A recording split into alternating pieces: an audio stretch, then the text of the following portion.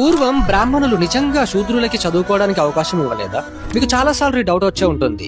అప్పటి రికార్డులను చూస్తే బ్రాహ్మణుల కంటే శూద్రుల పిల్లలే ఎక్కువ సంఖ్యలో చదువుకునే వాళ్ళు. ఆ స్కూళ్లు మరెక్కడో కాదు, గుడి లోపలనే విద్యార్థులకు విద్యాభ్యాసం చేసేవారు. ఒక ప్రసిద్ధ చారిత్రకవేత్త ధర్మపాల్ గారు రచించిన ద బ్యూటిఫుల్ ట్రీ అనే పుస్తకంలో ఆయన ఒక సర్వేను పేర్కొనడం జరిగింది. ఫిబ్రవరి 1825లో బ్రిటిషర్స్ మన భారతీయ విద్యా విధానాన్ని అర్థం చేసుకోవడానికి ఒక సర్వేను చేపించారు. మద్రాస్ ప్రెసిడెన్సీలో దాదాపు 30,479 బ్రాహ్మణుల పిల్లలు చదువుకోగా శూద్రుల పిల్లలు 75,943 విద్యను అభ్యసిస్తుండే.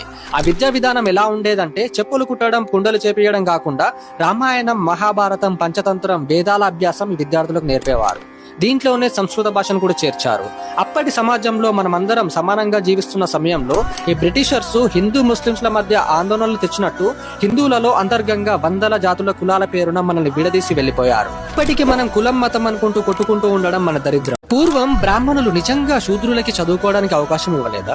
మీకు చాలా సార్లు డౌట్ వచ్చే ఉంటుంది.